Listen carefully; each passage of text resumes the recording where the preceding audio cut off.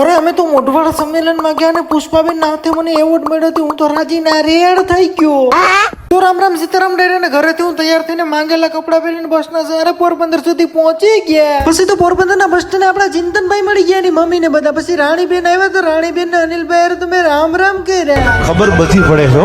હા, हम भी किसी से कम नहीं. પછી પોરબંદર થી મોઢવાડા જવા માટે મેં દેવભાઈ નો કોન્ટેક્ટ કરી લીધો. મફતમાં બેસાડી લે એટલે પછી અમે મોઢવાડા પહોંચી ગયા. ત્યાં તો સંમેલન ચાલુ પણ થઈ ગયું હતું. પછી અમારા ગ્રુપમાં બે યુટ્યુબર અને સિલ્વર બટન આવ્યા હતા. સિલ્વર બટન બધા જોઈએ ને આ ટ્રોફીઓ છે ને બધા યુટ્યુબર ને આપવાની છે. પછી અમને બધાને એવોર્ડ મળી ગયા ભાઈ. પછી તો નાના નાના બાળકો મણિયારાણી એવી રમઝટ બોલાવી કે કાંઈ ઘટે જ નહીં. જુઓ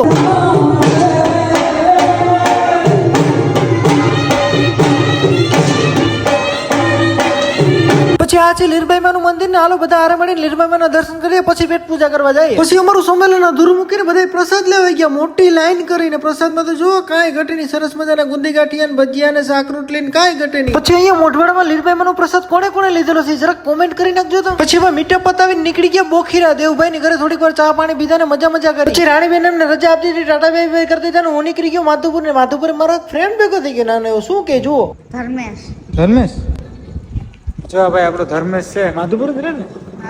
જો નાનો છે પણ આપણે વિડીયો લાઈક શેર ને બધું કરે હો. જોજે પાછો આ વિડીયો કાલે આવે.